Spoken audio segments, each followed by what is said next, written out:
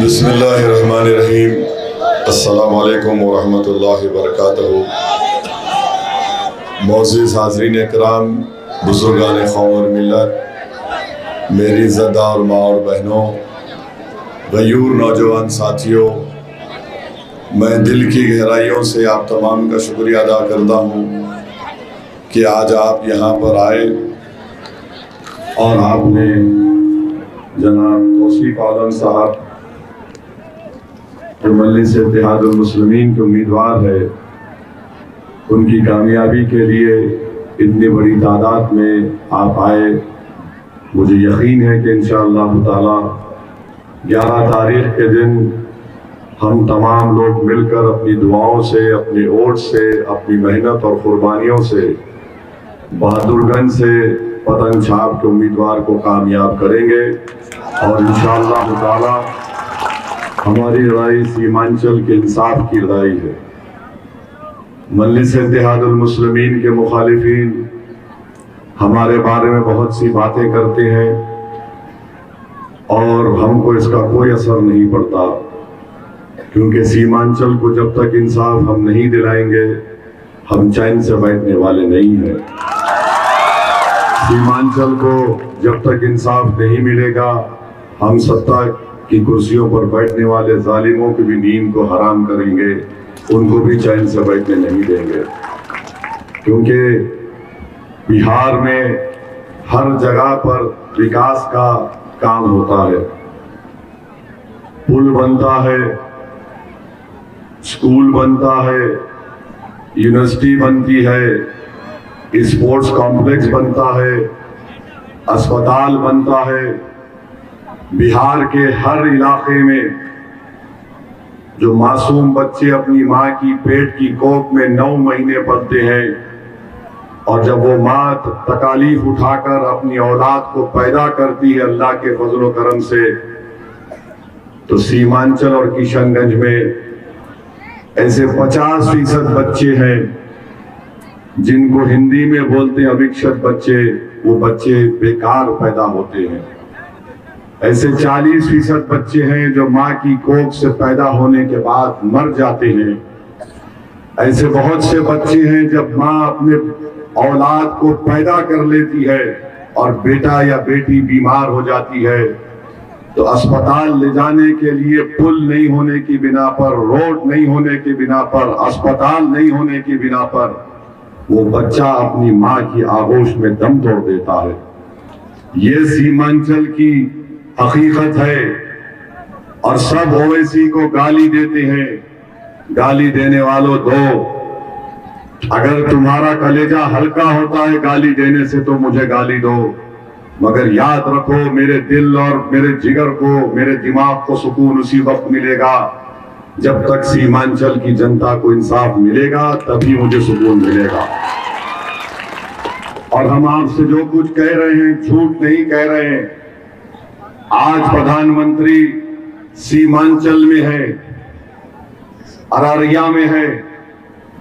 मैंने जो कहा कि बिहार के हर इलाके में काम होता है, कांग्रेस हो, जेडीयू हो, बीजेपी हो, राजद हो, वो कहते हैं कि बिहार में बहार है, ओवैसी कहता है कि सीमांचल में बाढ़ है।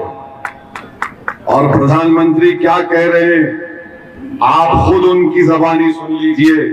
अभी हम वीडियो सुनाते हैं, ये आधा घंटा पुराना वीडियो है। ये सरकार में नीतीश जी ने बहुत मेहनत से बिहार को जंगल राज से बाहर निकाला। 2014 की सरकार बनने के बाद बिहार के विकास में नई तेजी आई है। पटना में आईआईटी खुली है, बोधगया में आईआईएम खुला है, पटना में एम्स खुला है, दरभंगा एम्स का काम तेज गति से चल रहा है। अब बिहार में नेशनल लॉ यूनिवर्सिटी भी है, भागलपुर में ट्रिपल आईटी है। बिहार में एक नहीं, दो नहीं, बल्कि 4 सेंट्रल यूनिवर्सिटी भी स्थापित की गई है। साथियों, एनडीए सरकार में गंगा पर 4 बड़े पुल बनाए गए हैं। वीर कुंवर सिंह सेतु ये पूरा कहाँ बनाया गया? पटना में। कई ऐसे राज्य हैं जहाँ पर पूरा कहाँ बनाया गया? दरभंगा में। बंगाल की बात करें वहाँ पर और देश का प्रधानमंत्री आके बोलता कि सीमांचल में घुसपैठ किया है। कैसे देखते हैं? इनकी जबान से सुना आपने, पटना में ये बना, पटना में वो बना, पटना में ये बना दिया, पटना में इंटरनेशनल स्पोर्ट्स कॉम्प्लेक्स बना दिया, दरभंगा में एम्स बना दिया, और सीमांचल को क्या दिया? गाजर की पूंजी दिया खाली। मगर प्रधानमंत्री जान लो, उसको गाया अब तुमको जबान से सीमांचल जिंदाबाद हम बोलने लगाएंगे इंशाअल्लाह ताला। तुम ये देश का प्रधानमंत्री सीमांचल अरारिया में आकर कहता है पटना में ये, पटना में वो, दरभंगा में ये।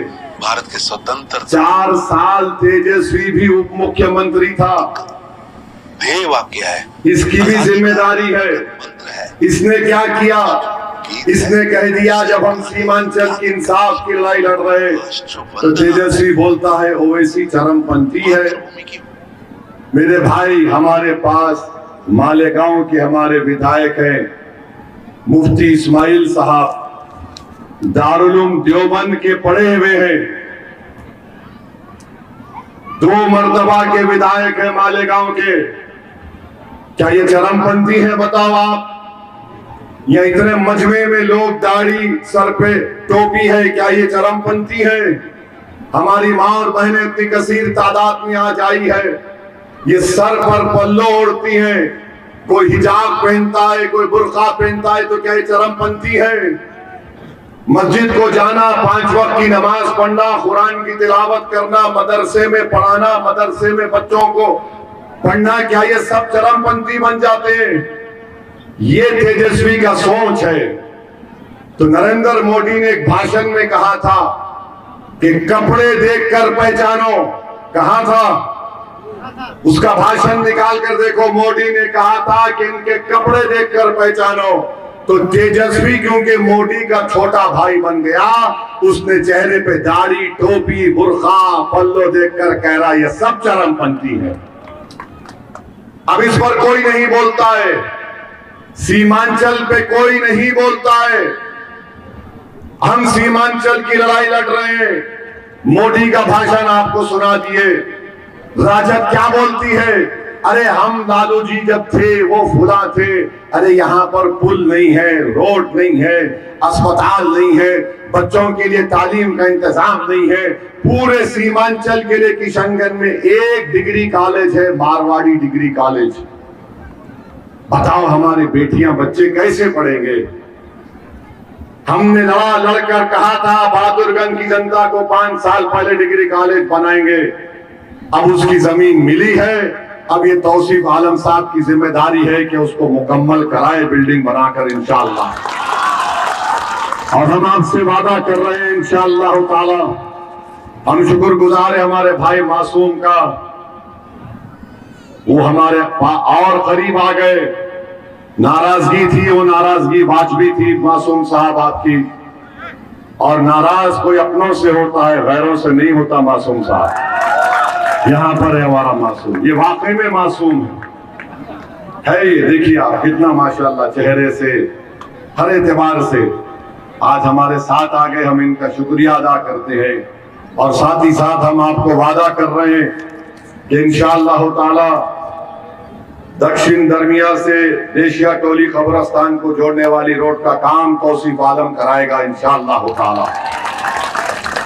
उत्तर दरमिया से घाट बस्ती अटलाबाड़ी को जोड़ने के लिए पुल का काम भी पतंग छाप का तौसीफ आलम कराएगा कामयाबी के बाद। मटियारी और चूनामारी का पुल भी इंशाअल्लाह ताला ये काम भी तौसीफ आलम कराएंगे। और अगर तौसीफ आलम नहीं कराएंगे तो ओवैसी यहाँ पर आकर इनका हाथ पकड़कर तुम्हारे सामने खड़े रहकर पूछेगा, तौसीफ साहब क्या हो रहा है बताओ हमको, हम आपसे वादा कर रहे हैं। अब हम जो लोग समझते हैं कि ओवैसी भूल जाता है, ओवैसी नहीं भूलता। ओवैसी के दिमाग में अल्लाह ने थोड़ी बहुत याद रखने की सलाहियत दी है। अगर हम किसी से 5 साल के बाद भी मिलते हैं, एक सहाफी हमको मिले, बोले मैं आपको लखनऊ में मिला था, मैंने उनसे कहा हाँ तुम यहाँ पर होटल के बाहर मिले थे, ये गुफ्तगू हुई थी और इतने लोग थे, हमको याद रहता है। तो सीमांचल से जुल्म करने वालों, मैं तुमको भूलने वाला नहीं हूं। और सीमांचल की जनता याद रखो, जब तक ऊपर वाला हमको जिंदा रखेगा हम तुम्हारी लड़ाई लड़ते थे, लड़ रहे हैं और लड़ते रहेंगे इंशाअल्लाह ताला। ये सीमांचल की और बहादुरगंज के इंसाफ की लड़ाई है। मेरी आपसे अपील है कि आप अपनी पार्टी को मजबूत करिए। मजलिस इत्तेहादुल मुस्लिमीन आपकी आवाज है। हम इलेक्शन क्यों जीतना चाहते हैं? तो सीमांचल का इंसाफ के लिए, पुल की तामीर के लिए, अस्पताल की तामीर के लिए, बच्चों के स्कूल के लिए, किसानों को उनकी फसल की कीमत मिले और टाटबंद का काम हो, नदी कटाव से जमीन बहकर चली जाती है उसका पैसा नहीं मिलता। ये हमारी लड़ाई है। हमारी लड़ाई को हिंदू मुस्लिम की लड़ाई नहीं है। हमारा मानना यह है कि इन तमाम नाइंसाफियों को खत्म करने के लिए आपको अपने वोट और अपनी आवाज चाहिए, जो पटना के जालिम लोगों के सामने बैठकर आपके इंसाफ का लड़ाई लड़े और आपको इंसाफ दिलाए। लोग बोलेंगे पहले भी जीते, जो जीत कर गए थे वो गूंगे, अंधे और बहरे बनकर पटना की विधानसभा में बैठते। एक पार्लियामेंट में 540 में आपका बेटा, आपका भाई असदुद्दीन ओवैसी है, उन सब की नींद हराम करके हम रख देते हैं पार्लियामेंट में। तो हम आपसे अपील कर रहे हैं, गुजारिश कर रहे हैं कि 11 तारीख के दिन अपना एक वोट का निशान पतंग छाप पर लगाइए। आप साथ देंगे ना सीमांचल की लड़ाई में हमारा? मेरी मां और बहनों, हम आपसे भी अपील कर रहे हैं कि ये लड़ाई हमारे आपके मान सम्मान की लड़ाई है। आपके कोख में जो बच्चा पलता है वो जिंदा रहे, पैदा होने के बाद वो सेहतमंद रहे। इस किशनगंज जिले में बच्चों के जिस्म में खून नहीं होता, एनीमिक होते हैं। 55% ये सैलाब शुदा इलाका है। गुर्बत 50% है, गरीबी दर से नीचे लोग रहते हैं। ये मेरे आंकड़े नहीं है, बिहार सरकार के आंकड़े हैं। हम इनको आईना दिखा रहे हैं और आपसे कह रहे हैं कि अपने आप से अगर आप मुत्तहिदा तौर पर अपने वोट का इस्तेमाल करेंगे तो जीतेंगे। रहा सवाल वो प्रोफेसर साहब का, माशाल्लाह 5 पार्टी छोड़ चुके हैं। 5 पार्टी, 1 2 3 4 5वीं पार्टी में गए हैं। मैं मुबारकबाद देता हूं प्रोफेसर साहब। लगता है कि आइंदा 5 साल के बाद आप मोदी के बाजू खड़े रहेंगे, क्योंकि जो जबान और भाषण का इस्तेमाल आप कर रहे हैं वो सिर्फ आप नफरत का इजहार कर रहे हैं। मैं सीमांचल की जनता में उम्मीद को जगा रहा हूं, उनको बुज़दिल नहीं कर रहा हूं। मैं सीमांचल की जनता को ख्वाब दिखा रहा हूं, इसलिए दिखा रहा हूं कि इस ख्वाबों को हम पूरा करेंगे इंशाअल्लाह ताला। और हम यहां पर जीतेंगे तो सिर्फ ठाकुरगंज, बहादुरगंज, कोचा दामन, बैसी, अमोर, जोकीहाट, अररिया जीत के लिए नहीं, पूरा गेम बदल देंगे इंशाअल्लाह ताला। पूरा खेल बदलेगा, पूरा खेल बदलेगा। 14% यादव मुख्यमंत्री बनेगा, 3.5% मल्ला उप मुख्यमंत्री बनेगा और 17% क्या करेगा? तुम्हारे सामने दरी बिछाएगा, सर झुकाएगा, भीख मांगेगा। नहीं जालिमों, सुनो, 17% मुत्तहिदा तौर पर वोट का इस्तेमाल करेंगे और इंशाअल्लाह ताला याद रखो मेरी बात को, सीमांचल का बेटा बिहार का मुख्यमंत्री बनेगा इंशाअल्लाह ताला। नाइंसाफी का खात्मा कैसे होगा?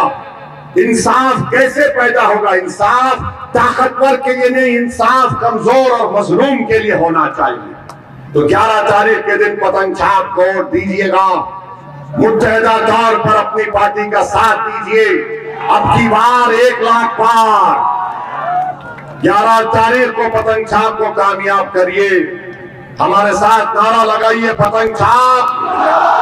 सीमांचल की सरजमीन जिंदाबाद, सीमांचल की सरजमीन।